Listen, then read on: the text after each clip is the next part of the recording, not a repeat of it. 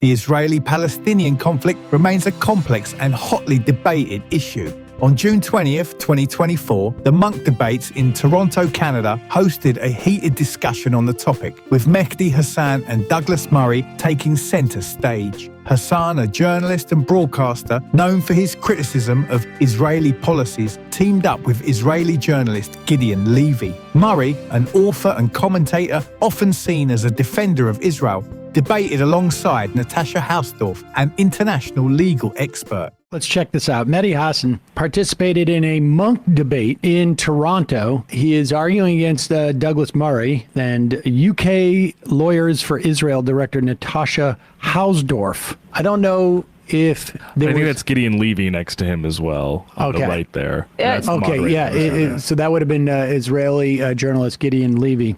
And here is Mehdi Hasan. With Douglas Murray is arguably our most anti-Muslim public personality. I mean, he's pretty much up there. There's right? a big competition. That's a huge competition, but he's one of the, chosen sort of Zionist spokespeople now. Good. But I want you to also offer defense of international institutions at this moment as it relates to holding the state of Israel to account. I have just one sentence to say about that, is that the entire world wants a ceasefire, and the United States and Israel and, I don't know, the Micronesia and whatever else don't, right? The entire world takes a very different view, unfortunately, to the people in this room and to Douglas and Natasha. The International Criminal Court, the International Court of Justice, the UNHCR, UNICEF, Doctors Without Borders, Amnesty International, Human Rights Watch, Oxfam, Christian Aid. Yep, you're booing. What does it come to when you're booing Oxfam? What does that tell you about yourselves? You're sitting here booing Oxfam to defend Benjamin Netanyahu. Let me just deal with something you just said. You talked about debunking propaganda. First of all, you can't even get Israeli propaganda straight. The Israeli government's own security agency, Shin Bet, investigated what you just said and said, no, we found no evidence that workers from Gaza were involved in the October 7th attack. Oh, Shin Bet alive. They're booing Shin Bet, the Israeli security service. Got it. All right, let me finish my point. You had a 5-minute speech from your side. Okay, that's Shin Bet. Let me just deal with your wider point here. Douglas and Natasha tonight want to make this entire debate about October 7th. I get it. It's a horror show. But that's not the debate. The debate was about Zionism, and it tells you a lot that they can't find any arguments to say, as Gideon says, why we can't be allowed to criticize a political ideology that is 150 years old, that many Jewish people have criticized from the beginning and continue to do so. They can't tell you why that is. So they focus on October the 7th, which is fine, but if you're going to focus on October 7th, then also focus on what happened since October the 7th, the erasure of Palestinians in this debate, the booing when Gideon mentions what happened to Palestinians. Shameful. I'm sorry to say, it's absolutely shameful and telling about what's going on. And I would say this, if we're going to talk about October 7th and what happened since, everyone's a liar. The Hamas health ministry is like, everyone's a liar. Okay, friend of mine, American doctor, goes to Gaza. Many doctors have gone to Gaza. You've seen them on the news. They're all liars, all Hamas apparently. Friend of mine went to Gaza. He's been to Sudan. He doesn't just use it for whataboutism like Douglas. He's been to Sudan. He's been to Afghanistan. He's worked there. He came back from Gaza and said, I've never seen atrocities like I've seen here. What's happened to children? He's an anti-Semite because he saw children with burn wounds like he's never seen. He saw children with gunshot wounds to the head. But that's Hamas's fault. Everything is Hamas's fault. So let's talk about war crimes. It is amazing that every human rights group in the world, including Israeli human rights groups like B'Tselem, Gisha, Yeshdin, are all documenting this stuff, but you guys think it's all imaginary. So again, it tells you about what Zionism is. This is not about some abstract ideology of, people trying to settle the land and trying to have it. But as Gideon said, there was an argument to be had in the 1940s, 30s, 20s. Zionism today is what the Palestinians are enduring on a daily, nightly basis in Gaza, in the West Bank, in East Jerusalem, in Israel itself. And the erasure of that tells you everything about why we need to be able to talk about what Zionism does to the Palestinians without being smeared as anti-Semites. I mean, I don't know how to articulate that better.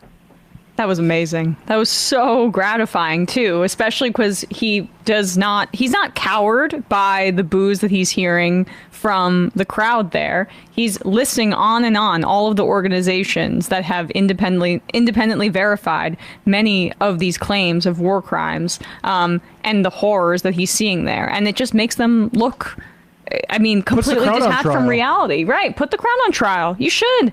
You should, because, yeah, maybe the people sitting in that room are going to boo international aid organizations that are talking about the deliberate starvation of children. But the rest of the people that are watching this is your argument about what's her face? Was it Michelle Bachmann or who? No, who did that when she wasn't looking at the right camera? Right. It was Bachmann. I mean, when you're this far down the Zionist rabbit hole, and you're booing Oxfam, as Mehdi points out there so eloquently, a random person coming upon this is going to say, these people have lost their goddamn minds.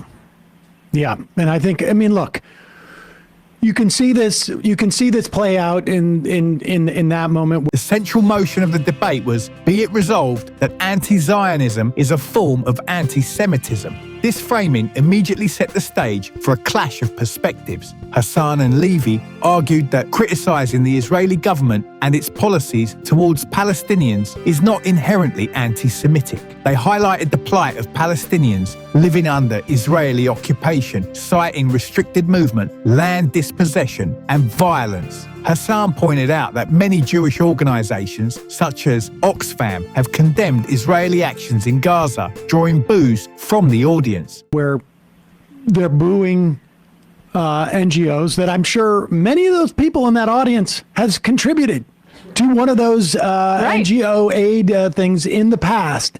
But now that they're reporting on what they're seeing in a place and they don't want to hear it, they boo them. I think, like, you can look at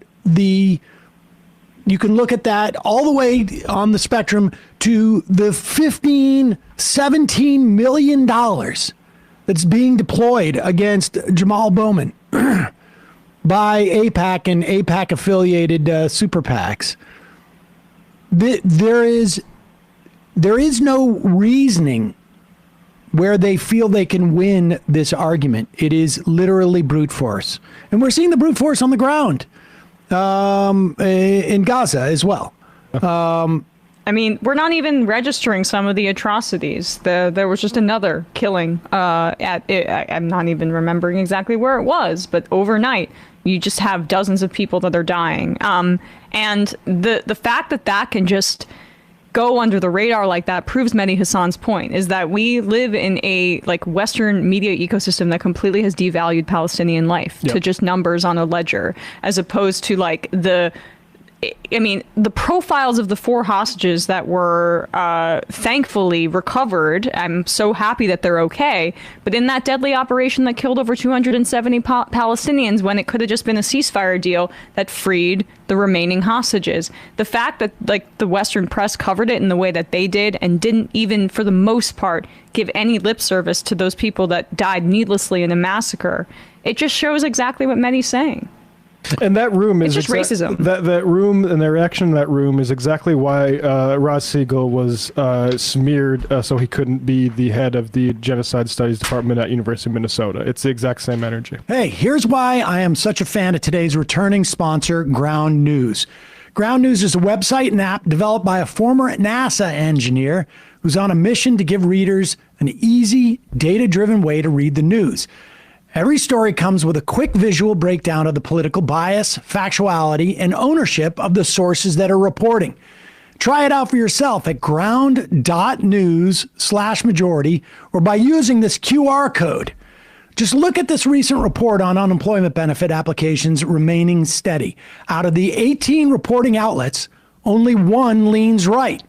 You can see the ownership and factuality of information of the reporting outlets and even compare the headlines. Gives you a sense of who's reporting what. Ground News also has a blind spot feed, which highlights stories that are disproportionately covered by one side of the political spectrum. For me, ground.news is where I start my day when I'm looking at my news. And it gives me a chance of checking out stories that I might have missed. Ground News is a crucial tool for media transparency and literacy, and best of all, they're offering 40% off their Vantage plan, which includes unlimited access to all their amazing features for only $5 a month. So head to Ground. They argued for a 2-state solution as the only viable path to peace, criticizing Israeli settlements in the occupied territories as a major barrier. Levy, known for his outspoken views, bluntly stated that Israel practices a form of apartheid against Palestinians. Murray and Hausdorff countered that anti-Zionism frequently utilizes anti-Semitic tropes and rhetoric. They pointed to the demonization of Israel, the singling out of the Jewish state for criticism while ignoring human rights abuses elsewhere, and the use of historical comparisons to Nazi Germany. So me and Crystal yesterday decided to listen to this Munk debate with Douglas Murray and Mehdi Hasan and Gideon Levy, and then I'm blanking on the name of the this woman who's on Douglas Murray's side. But the whole point of the debate is this very simple question. Is anti-Zionism anti-Semitism? That's the debate, okay? So, look, to my surprise, they polled the audience at the beginning. And it turns out the audience is a majority, not just Zionists, but like a majority hardline Zionists. Because there are plenty of liberal Zionists who would say, no, anti-Zionism is not anti-Semitism. 61% of the audience, when they polled them before the debate, said, yes, anti-Zionism is anti-Semitism. Now, remember, guys, this is literally what Congress voted on here not that long ago, where they are now officially declaring that if you're anti-Zionist, you're anti-Semitic.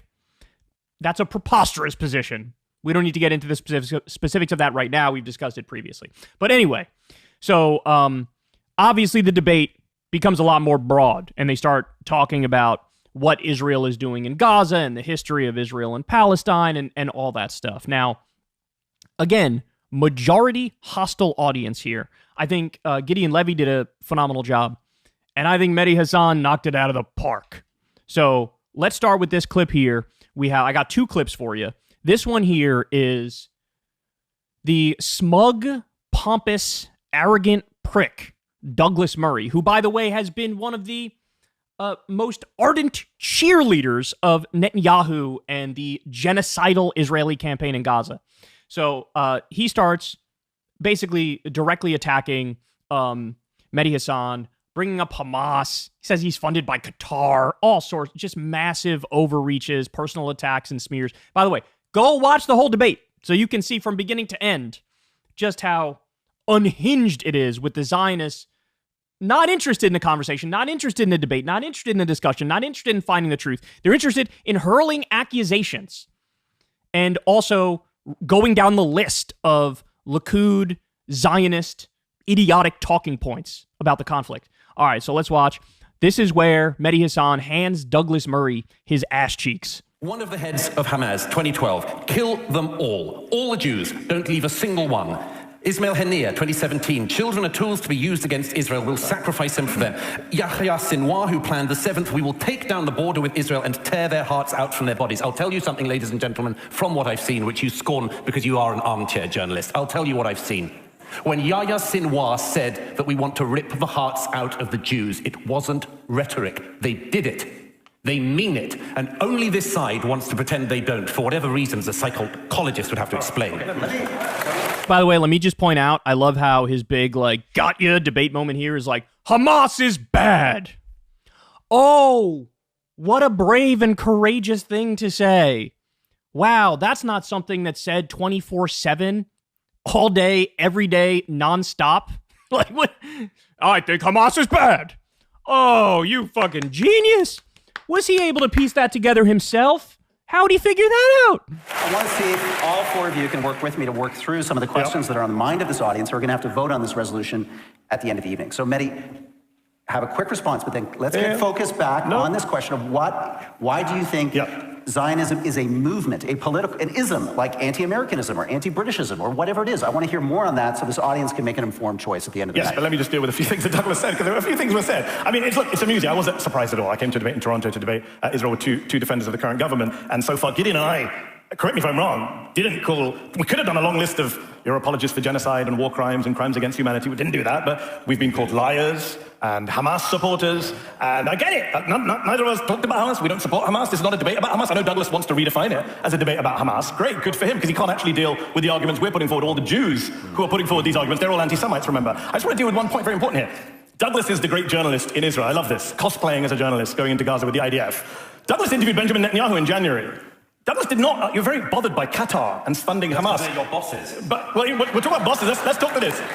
You're literally paid by them. I've interviewed.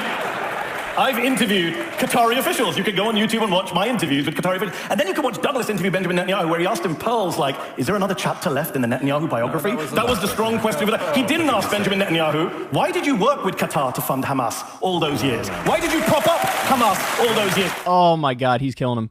Oh, he's killing him. Yeah, Douglas Murray, you're funded by Qatar. Hausdorff, an expert on anti-Semitism, presented legal definitions of the term and argued that delegitimizing Israel's right to exist is a form of prejudice against Jews. Murray, known for his criticisms of Islamism, drew parallels between anti-Zionism and criticism of other minority groups, stating that such blanket critiques silence legitimate concerns within those communities. And he's like, go watch my interview with a Qatari official where I hold his feet to the fire over and over and over again. And then go watch you coddle fucking Netanyahu's ball sack, which is what you did. Oh, he's killing him. He didn't ask Benjamin Netanyahu, why did you work with Qatar to fund Hamas all those years? Why did you prop up Hamas all those years? Why, according to today's Israeli media, did you have reports that there was going to be an attack on your citizens and completely allow that to happen? Douglas didn't ask any of those questions. Instead, he'd like to spray around Hamas at the Muslim on the stage. Douglas referred to Hamza Yusuf, the First Minister of Scotland recently, as the First Minister of Gaza. Muslim guy. And he said, quote, you said, quote, he has infiltrated our system. Given we're at a debate about anti-Semitism, I find it ironic that you are throwing out some of the most bigoted dual loyalty tropes known to man, referring to a born British Muslim politician as the First Minister of Gaza. Oh my God. Oh, he's killing him. But that's not it. So this is him checking Douglas Murray's ass. By the way, there's like 2 other clips that I wanted to include in this, but I can't for time reasons. Again, go watch the whole debate. Shit, I don't have the timestamp of the other one. But here's one where not only does he check the Zionists in the debate, but also he has to check the audience, man. And he does it. He does it brilliantly. Here we go. The International Criminal Court, the International Court of Justice, the UNHCR, UNICEF, Doctors Without Borders, Amnesty International, Human Rights Watch, Oxfam, Christian Aid. Yeah, you're booing. What does it come to when you're booing Oxfam? What does that tell you about yourselves? You're sitting here booing Oxfam to defend Benjamin Netanyahu. Let me just deal with something you just said. You talked about debunking propaganda. First of all, you can't even get Israeli propaganda straight. The Israeli government's own security agency, Shin Bet, investigated what you just said and said, no, we found no evidence that workers from Gaza were involved in the October 7th attack. Oh, Shin Bet alive. They're booing Shin Bet, the Israeli security service. Got it. All right, let me finish my point. You had a 5-minute speech from your side. Okay, that's Shin Bet. Let me just deal with your wider point here. Douglas and Natasha tonight want to make this entire debate about October 7th. I get it. It's a horror show.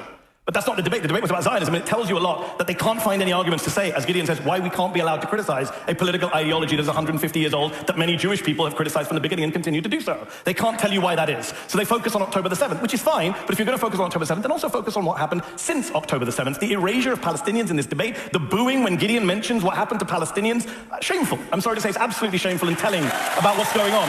And I would say this, if we're going to talk about October 7th and what happened since, everyone's a liar. The Hamas health ministry is like, everyone's a liar. Okay, friend of mine, American doctor, goes to Gaza. Many doctors have gone to Gaza. You've seen them on the news. They're all liars, all Hamas apparently. Friend of mine went to Gaza. He's been to Sudan. He doesn't just use it for whataboutism like Douglas. He's been to Sudan. He's been to Afghanistan. He's worked there. He came back from Gaza and said, I've never seen atrocities like I've seen here. What's happened to children? He's an anti-Semite because he saw children with burn wounds like he's never seen. He saw children with gunshot wounds to the head. To the head, but that's Hamas's fault. Everything is Hamas's fault. So let's talk about war crimes.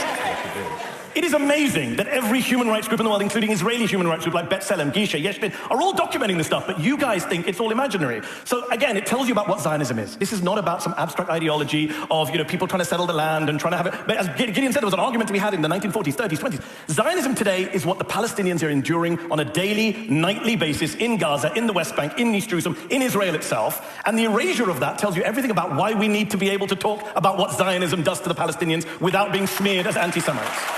God damn, bro. Oh, he ran circles around them. So, look, as you can see, the debate didn't just focus on the question of is anti-Zionism anti-Semitism, because it branched out into a million different directions, but all around Israel and Gaza. And again, if you go watch the whole thing, you'll see very clearly one side is interested in smearing, one side is interested in overreaching colossally, and one side is trying to stick to the facts, trying to be real and authentic and actually get to an answer and make good arguments. And let's, as a final point here, let's tackle the actual question, right? Because this is nominally what the debate was about. Is anti-Zionism anti-Semitism? Okay. If you believe that, then you also have to believe that being anti-Saudi Arabia is Islamophobic, because it's an Islamic government, right? Being anti-Iran is Islamophobic. Being anti-Taliban running Afghanistan, if you're against them, that's also anti-Muslim bigotry. Because obviously there's a difference between being part of a religion, like having a religious identity, etc. There's a difference between that and building an ethno-state and a theocracy around that. Obviously there's a difference.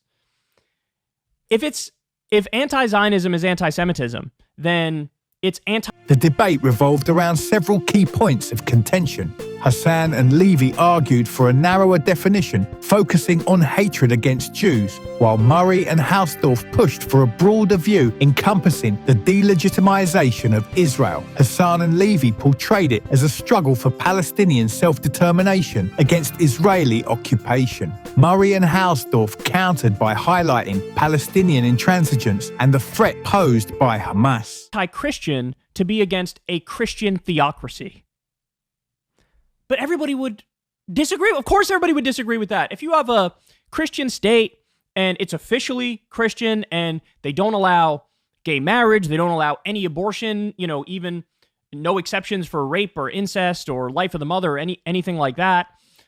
They rigidly and strictly enforce biblical law, like you're not allowed to eat shellfish because that's an abomination in the eyes of God. Go down the list. All of the rules in there. If you looked at that system, all of us would look at that system and say that is primitive, that's draconian, that is ultra-conservative, that's unlivable. Is it anti-Christian bigotry to point out the problems with it? Of course not. By the way, another important point. You cannot say, I believe in secular democracy, but I also believe in Zionism. They are 100% at odds. You can't believe in both. You can't believe in both. In the same way, you can't say, I believe in a secular democracy, but also in Islamic theocracy. Because definitionally, they are polar opposite concepts. So let's be clear about that. But all the time, the Zionist side likes to say they're the defenders of enlightened secular democracy while defending an ethno-state and a theocracy. So it's so ironic because Douglas Murray and his right-wing friends, they were the types to bemoan endlessly identity politics. If it's black people doing identity politics, if it's women doing identity politics, if it's anybody else doing identity politics, it's identity politics is trash, throw it in the garbage, it's useless. It only leads to cheap allegations of bigotry where there is no bigotry. This is their stance. And they flip it 180 degrees only on the issue of Israel. That's the one kind of identity politics that they're all in for. You hate all Jews if you're anti-Zionist. You hate all Jews. Are you kidding me? It's so pathetic. Look, the fact of the matter is, I think a guy like Douglas envies Israel because they actually have an ethno-state. And in his heart of hearts, he wants an ethno-state. He might not come out and say that, but I think that's what he wants. He wants British for the British people, right? Britain for the British people. I think that's sort of where this is coming from.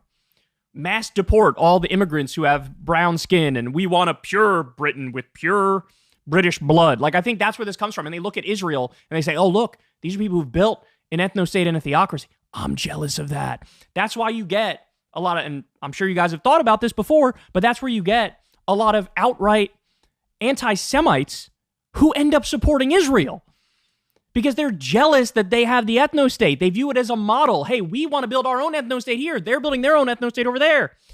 In fact, at the founding of Israel, one of the original founders was like, who's going to be our biggest supporters here too is anti-Semites. And it's also because they think, oh, we could keep all the Jews over there away from us, right? It's that, and it's the jealousy of the idea that they've created an ethno-state. So, God damn it. It was hard to listen to that whole debate. Mehdi did a phenomenal job. Gideon Levy did a phenomenal job. But man, it's hard for me to imagine that Douglas Murray and his debate partner, that they believe the shit that they said. That's how absurd their arguments were. Is that I'm like, there's no way they could believe this. And by the way, fucking Jordan Peterson did a smug, snide, glib-ass tweet going after Mehdi Hasan, basically being like, I'm happy that that Douglas Murray put you in your place. And it's like, oh, what fucking liars, right? What fucking liars and losers and idiots are we dealing with here? So anyway, both sides agreed on the importance of open debate, but disagreed on the boundaries. Hasan defended the right to criticize Israel without accusations of anti-Semitism. Murray argued for holding anti-Zionist rhetoric to the same standard as criticism of other ethnicities or religions. The debate was held in front of a largely pro-Israel audience, with frequent applause for Murray and Hausdorff's arguments. This dynamic was highlighted by Hasan, who accused the audience of bias. The debate received significant online attention, with strong reactions from both sides of the Israeli-Palestinian divide. As a microcosm of the wider debate surrounding the Israeli-Palestinian conflict, there are no easy answers and both sides raise valid concerns. The debate highlighted the difficulty in separating legitimate criticism of Israeli policies from anti-Semitic tropes. Moving forward, fostering a more nuanced and respectful dialogue that acknowledges the suffering of both Israelis and Palestinians seems crucial. Both sides need to acknowledge the other's narratives and concerns if there is ever to be a path towards a peaceful resolution. Let me know your thoughts in the comments below, and for more content like this, be sure to subscribe to the channel.